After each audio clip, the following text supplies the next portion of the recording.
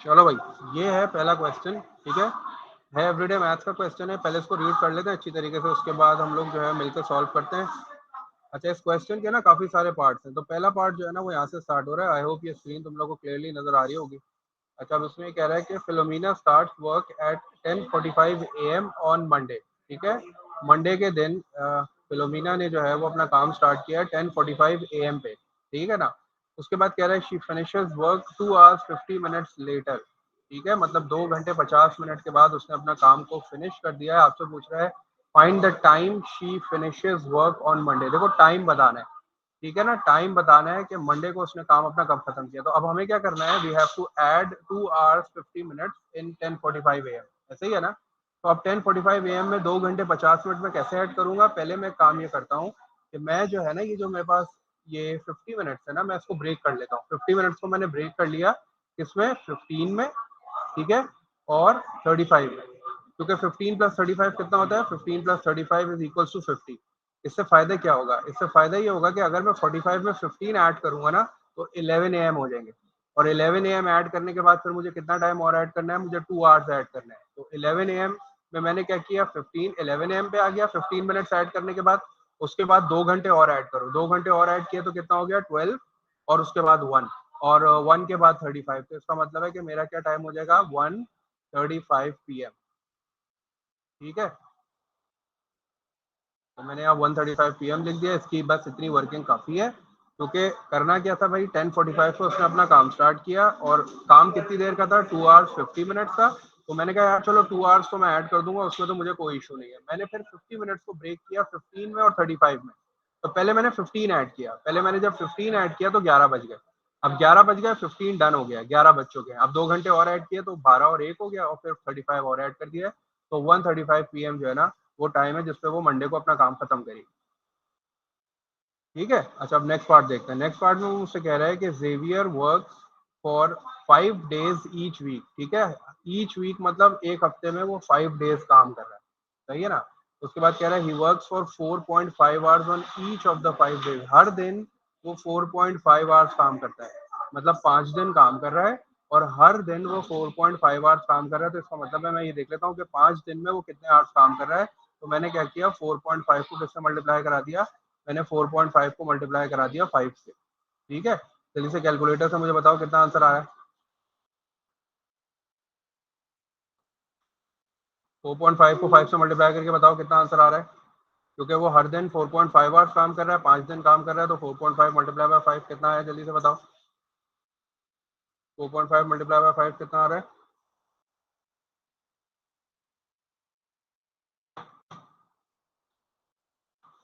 22.5। चलो जबरदस्त, 22.5 हो गया। ठीक है, इज इक्वल्स टू 22.5 आवर्स हो गया। तो 22.5 आवर्स हो गया, सही है। अब आगे देखते हैं कि क्या बोल रहा है। अच्छा, अब ये मुझसे कह रहा है कि ईच वीक ही अर्न्स $261। हर हफ्ते मतलब 5 दिन जब ये काम कर रहा होता है तो ये कितना अर्न करता है, $261। कह रहा है calculate the hourly rate he is paid. तो मुझे तो पता चल गया ना भाई, मुझे पता है 22.5। तो इसका मतलब सिर्फ सिंपल क्या करना है, हर हफ्ते कितना कमा रहा है, 261, और काम कितने आवर्स कर रहा है, 22.5 आवर्स। तो 261 को 22.5 से डिवाइड कर दो, तुम्हारे पास तुम्हारा आंसर आ जाएगा।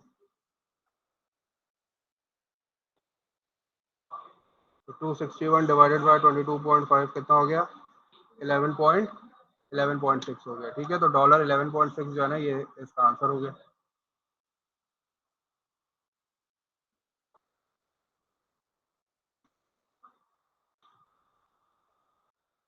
यहाँ तक बताओ कोई प्रॉब्लम। अब जरा थर्ड पार्ट ट्राई करो जल्दी से, थर्ड पार्ट ट्राई करो।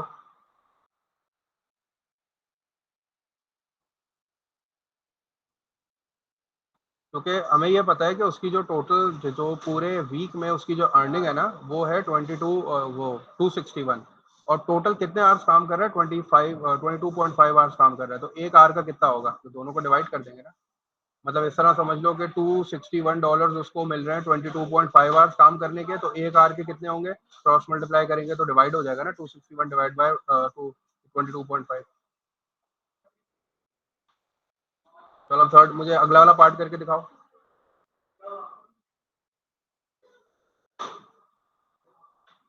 ये जो नेक्स्ट पार्ट है ना, ये करके दिखाओ जल्दी से। One day the length of time Xavier works decreases by 20%। Calculate the length of time he works that day, give your answer in hours and minutes. ठीक है, मतलब जेवियर जो एक दिन में काम करता है ना, जो उसका आवर्स हैं एक दिन के, वो 20% डिक्रीज हो गए। तो मुझे ये बताओ कि अब उसने उस दिन कितना काम किया।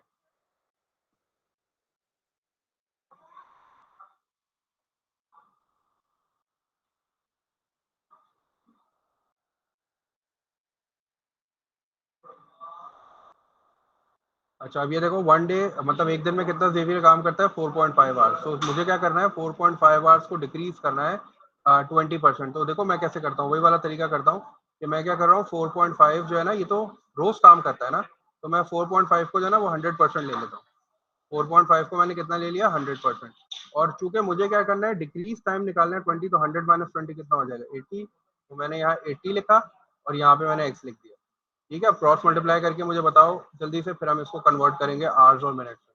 तो एक्स कितना आ जाएगा, आप क्या करोगे, 80 को 4.5 से मल्टीप्लाई कर दोगे, और 4.5 मल्टीप्लाई बाय 80 और डिवाइडेड बाय 100। जल्दी से बताओ क्या आंसर आ रहा है। लेकिन हमें आंसर ये नहीं लिखना, हमें जो है वो आवर्स और मिनट्स में आंसर लिखना है। तो पहले इसको सॉल्व करो जल्दी से। 4.5 मल्टीप्लाई बाय 80 और जो भी आंसर आएगा उसको डिवाइड बाय 100 कर देंगे। तो मेरे पास क्या आंसर आ रहा है, मेरे पास आंसर आ रहा है 3.6। ठीक है, मेरे पास जो आंसर आ रहा है ये आ रहा है 3.6। अब डिसाइड ये करो कि 3.6 का यूनिट क्या होगा। व्हाट विल बी द, हाँ, what will be the unit of 3.6। क्योंकि मैंने आवर्स रखा है तो इसका मतलब है आवर्स है। अब मुझे ये आंसर नहीं देना, मुझे ये आंसर नहीं देना, I have to give my answer in hours and minutes. तो अब देखो 3.6 है, 3.6 का मतलब है कि 3 आवर्स तो हो गया, तो 3 आवर्स तो मैंने यहाँ पे लिख लिया। How can I convert 0.6 hours into minute. देखो इसको 3.6 में से 3 आवर्स तो मैंने यहाँ पे लिख दिया, अब क्या बचा, 0.6 आवर्स। तो 0.6 आवर्स को मिनट्स में जाने के लिए मैं क्या करूंगा, 60 से मल्टीप्लाई करा दूंगा। तो जब मैं 0.6 को 60 से मल्टीप्लाई कराऊंगा तो मेरा जो आंसर आ जाएगा दैट विल बी 36 मिनट। क्योंकि आपको पता है आर बड़ा यूनिट है, मिनट छोटा है, बड़े से छोटे में जाते हैं तो मल्टीप्लाई करते हैं। And how many minutes are there in 1 hour, 60 minute. तो 3.6 था ये, ठीक है, ये 3.6 था। लेकिन मैं अपना आंसर ये नहीं लिख सकता था क्योंकि उसने बोला है give your answer in hours and minutes. तो मुझे इसको जो है वो प्रॉपर फॉर्मेट में लिखना पड़ेगा। तो 3.6 आवर्स में से मैंने 3 को तो अलग कर लिया, 3 आवर्स हो गए। लेकिन 0.6 आवर्स को मैंने मिनट्स में कन्वर्ट किया 60 से मल्टीप्लाई करके, तो 36 मिनट। तो मेरे जो फाइनल आंसर आ रहा है ये आ रहा है 3 आवर्स 36 मिनट। चलो भाई नेक्स्ट पार्ट देखो जल्दी से। नेक्स्ट पार्ट में आपसे कह रहा है कि इन 2021 मिगुएल्स इनकम वाज $32,000। ठीक है, 2021 में मिगुएल की जो इनकम थी दैट वाज 32,000।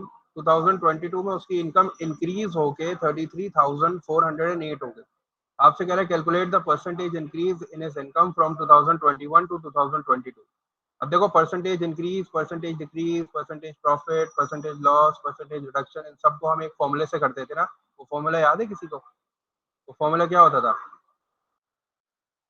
उस फॉर्मूले को हमने बड़े आसानी से याद किया था ना। ऊपर क्या आता था, फ्रैक्शन बनता था, फिर मल्टीप्लाई बाय 100 होता था।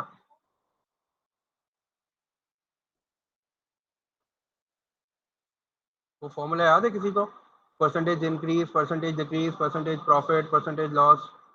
हम इसके लिए एक फॉर्मूला यूज करते थे, difference divided by original value multiply by 100। तो यही वाला फॉर्मूला यूज करो जल्दी से, difference divided by original value. मैं इसको यहाँ लिख रहा हूँ, ये वाला फॉर्मूला यूज करके मुझे आंसर बताओ कितना आ रहा है। डिफरेंस, ठीक है, डिफरेंस लोगे क्योंकि आपके पास दो क्वांटिटीज हैं, आप उनका डिफरेंस लोगे, और divided by original value, original value कह लो या ओल्ड वैल्यू कह लो, मल्टीप्लाई बाय 100। ये फॉर्मूला यूज कर लो जल्दी से, मुझे बताओ कि आंसर कितना आ रहा है। डिफरेंस कैसे निकालोगे, यू हैव टू क्वांटिटीज, एक 2021 की क्वांटिटी है, 2022 की है, दोनों को सब्ट्रैक्ट करो, you will get the difference. Original value old value, जो पहली वाली वैल्यू है उससे डिवाइड करो, मल्टीप्लाई बाय 100 करके मुझे आंसर बताओ जल्दी से।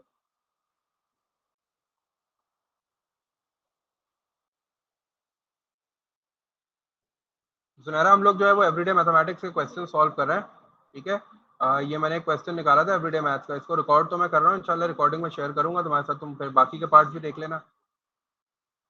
अभी थोड़ी सी जो है ना वो एक बात और कर लेते हैं, क्योंकि कुछ स्टूडेंट्स ज्वाइन करके जो है ना छोड़ के चले गए थे। तो ये जो क्लासेस है ना, देखो ये सबके लिए है, इसमें कोई इशू नहीं है। अगर कोई आके अटेंड कर ले, कोई मसला नहीं है, उसका रिवीजन हो जाएगा। एवरीडे मैथमेटिक्स आज मैं करा रहा हूँ, कल मैं इंशाल्लाह कोशिश करूंगा थोड़ा फंक्शंस करा दूं, काइनेमेटिक्स करा दूं।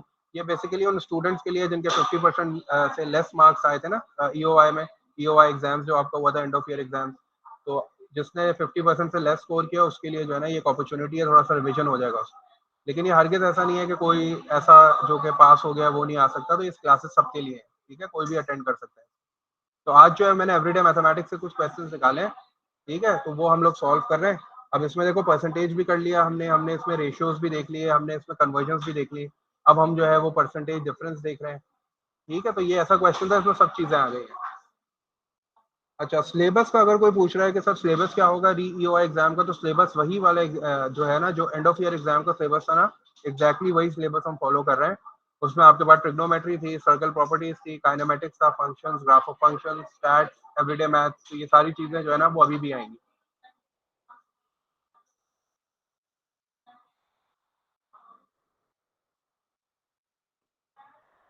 वो 4.4 जबरदस्त, 4.4 आ रहा है, वेरी गुड। चलो आओ मिलके सॉल्व करते हैं, ठीक है।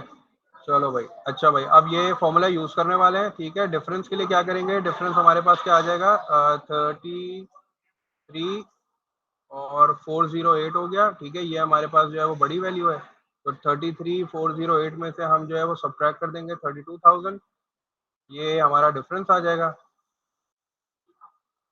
और ओरिजिनल वैल्यू मतलब ओल्ड वैल्यू हमारे पास कितनी है, 32,000, तो ये 32,000 आ गया। एंड देन मल्टीप्लाई बाय 100, जल्दी से कैलकुलेटर यूज कर लो और मुझे आंसर बता दो। मेरे ख्याल से 4.4 ही आंसर आ रहा है, मैं भी चेक कर लेता हूँ। 33,408 आ गया, देन माइनस 32,000 और डिवाइडेड बाय 32,000 मल्टीप्लाई बाय 100, ठीक है। तो 4.4 आंसर आ रहा है।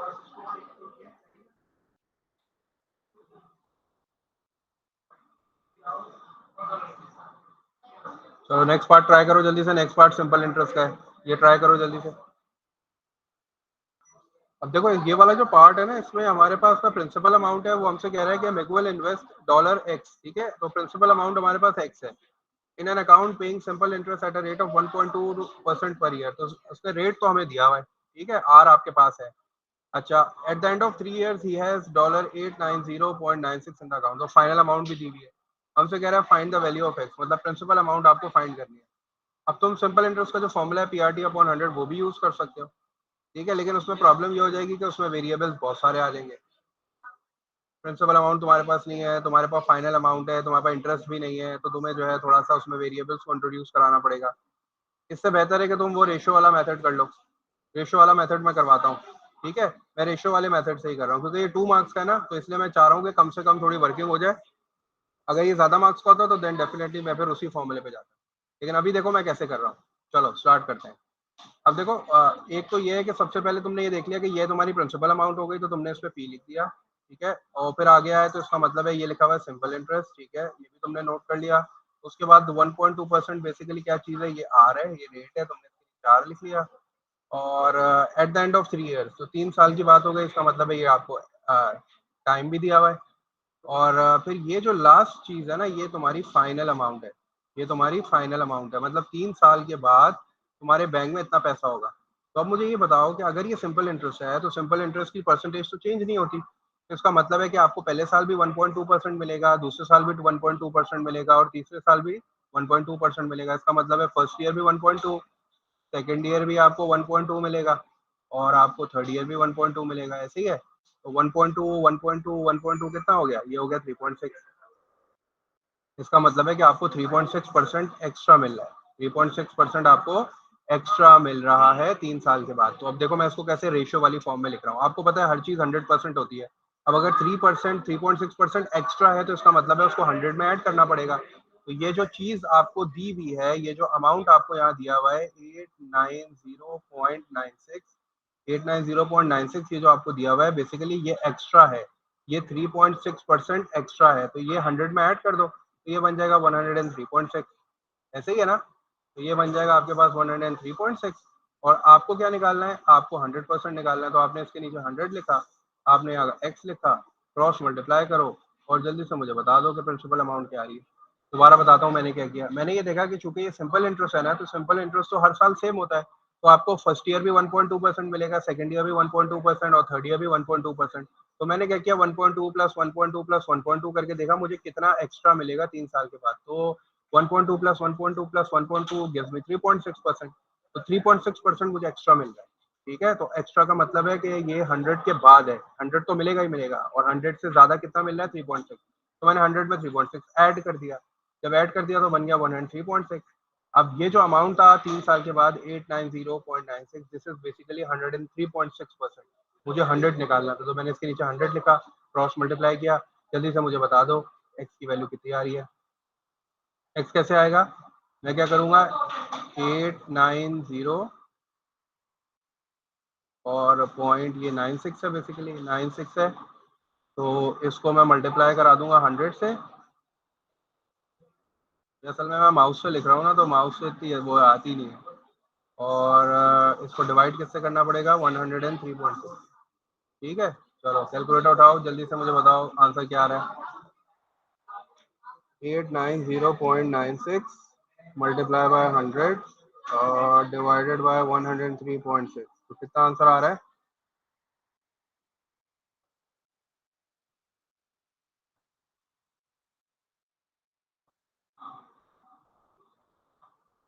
एट 860 आ रहा है, मुझे बताओ, वेरीफाई करो जल्दी से। इसका मतलब है कि मेरी प्रिंसिपल अमाउंट जो थी ना वो 860 थी।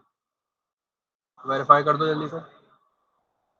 कैसे किया, थ्री, ये क्या आया, थ्री से नहीं, ये तो आंसर कुछ गलत सा लग रहा है। देखो ये 36,400 है, तुम्हारा आंसर कुछ ज़्यादा ही, तुम्हारा आंसर क्या आ रहा है आइफा, तुम्हारा तो बहुत बड़ा आंसर नहीं आ रहा, 363,900। तुमने कैसे किया है, मुझे थोड़ा सा बताओ।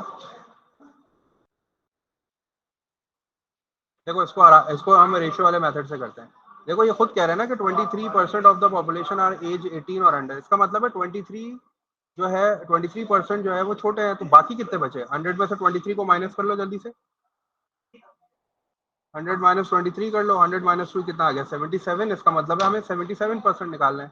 इसको भी उसी तरह रेशियो वाले तरीके से कर लेते हैं कि अगर 36,400 को 36,400 को हम 100% ले रहे हैं, ठीक है ना, क्योंकि ये तो ओरिजिनल क्वांटिटी है, तो ये तो 100% होगी। 36,400 जो है वो 100% है।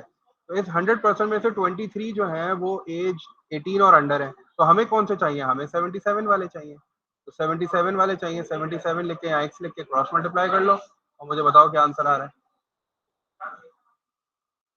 ये 7.7 नहीं है, ये जो है ना 77 है। चलो अब क्या करना होगा, 77 को मल्टीप्लाई कर लो, 77 मल्टीप्लाई बाय 36,400, कितना आंसर आया, और डिवाइड बाय 100 कर लो, तुम्हारा आंसर आ रहा है 28028।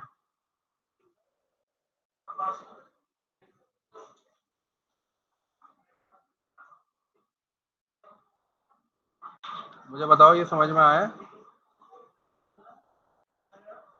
या इसका एक और भी तरीका था कि आप 23% निकाल लेते 36,400 को, फिर उसको माइनस कर लेते, उस तरह भी कर लेते, वो भी बिल्कुल सही आंसर आता।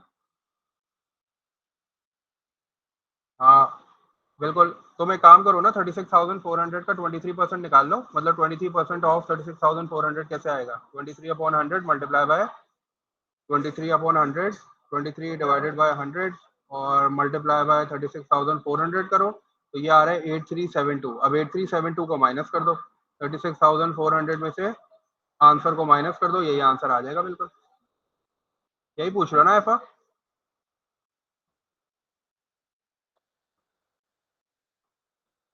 चलो सही कर लो, उमैमा आप भी सही कर लो। तो सुनहरा बताओ, ये समझ में आया, सही आया आंसर मेरा, तुमने भी ऐसे ही किया है।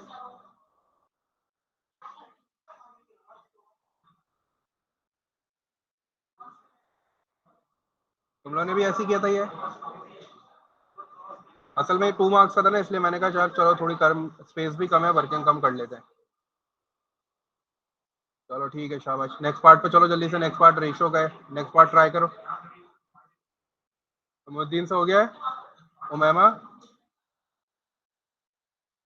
चलो नेक्स्ट पार्ट ट्राई करो, शाबाश।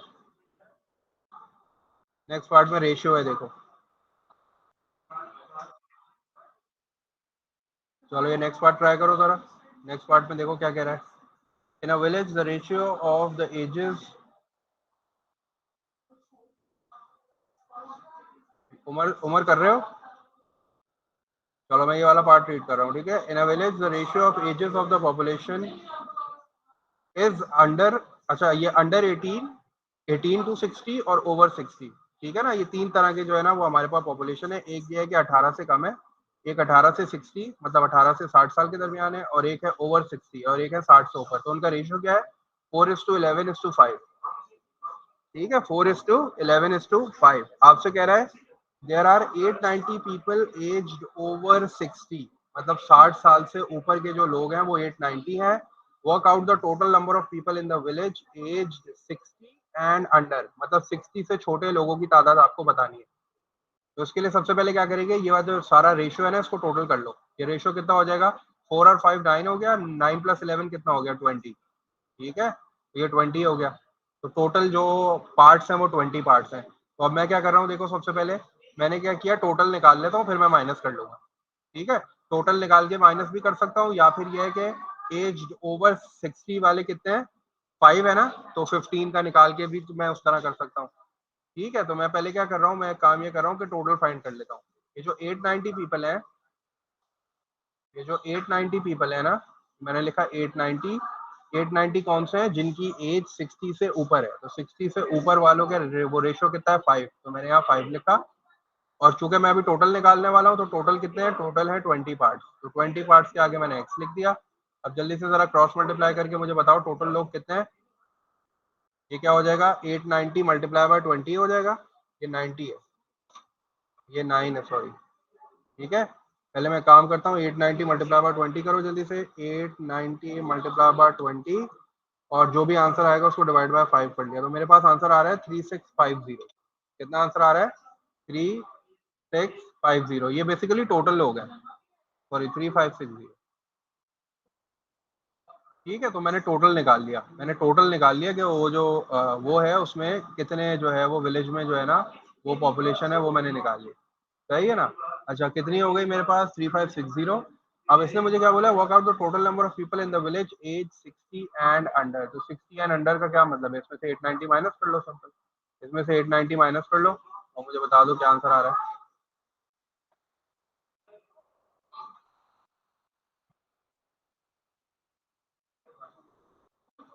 मेरा आंसर आ रहा है 2670। तुम लोग का भी यही आ रहा है?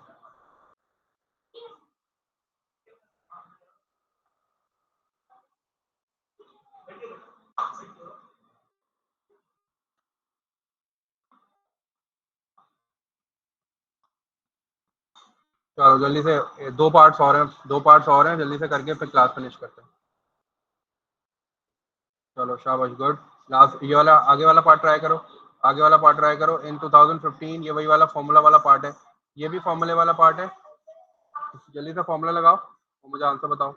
ये फॉर्मूले वाला पार्ट है, ये जो हमने फॉर्मूला यूज किया था ना अभी, difference divided by original value multiply by 100, वही है। देखो कैसे पता चला मुझे, यहाँ से पता चला। परसेंटेज डिक्रीज का वर्ड यूज हो रहा है, percentage decrease, percentage increase, percentage profit. जल्दी से डिफरेंस निकालो। Difference divided by original value multiply by 100 करो। Difference divided by original value multiply by 100। Difference कैसे निकालेंगे? दो क्वांटिटीज हैं, सब्ट्रैक्ट देम। ओरिजिनल वैल्यू को मैं ओल्ड वैल्यू भी बोलता हूँ, ठीक है। ओरिजिनल वैल्यू या ओल्ड वैल्यू मल्टीप्लाई बाय 100 करो जल्दी से। डिफरेंस कितना हो जाएगा? 2015 की पॉपुलेशन दे रहा है, 2015 में द पॉपुलेशन वाज 702800, ठीक है। 702800 2015 में थी, और 2020 में द पॉपुलेशन वाज 678202। तो डिफरेंस कैसे निकालोगे? 702, 702800 यहाँ लिखते हैं जल्दी से। 702 और 800, ठीक है। और इसमें से माइनस करो जल्दी से। 678, 678, 678202।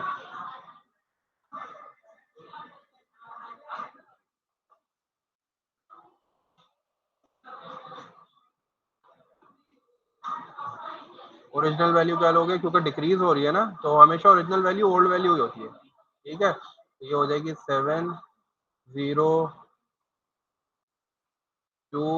800 और मल्टीप्लाई बाय 100 करो, जल्दी से मुझे बताओ आंसर कितना आ रहा है।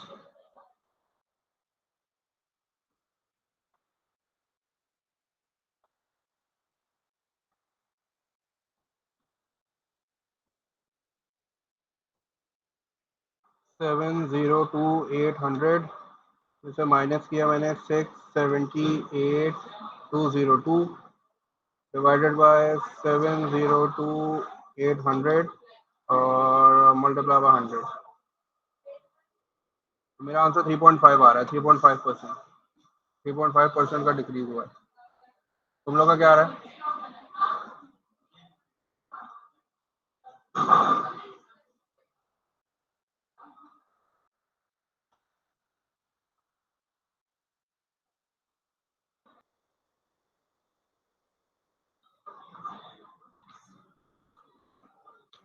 चलो आ जाओ, बस ये वाला क्वेश्चन सॉल्व करते हैं, फिर क्लास ऑफ करते हैं। अच्छा, अब देखो मैं वही वाला कॉन्सेप्ट यूज कर रहा हूँ। देखो मैंने यहाँ बोला ना कि the population of a city increase by 12% between 1980 to 2000, मतलब 2015 में जो पॉपुलेशन है वो 12% बढ़ी हुई है। तो बढ़ी हुई का मतलब क्या होता है कि भाई ओरिजिनल क्वांटिटी तो 100% होती है, जब 12% इंक्रीज होगी तो 100 + 12 हो जाएगा।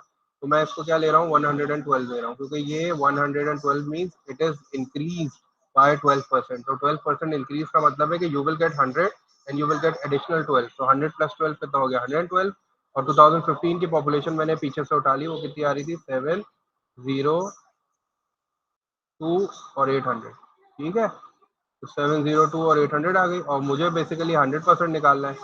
तो मैं जो है वो 100% निकाल लेता हूँ, एक्स लिख लेता हूँ यहाँ।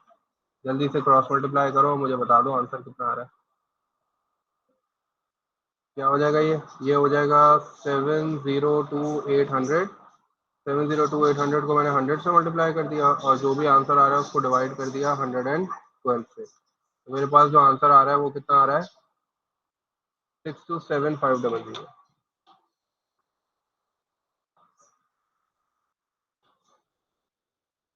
ठीक,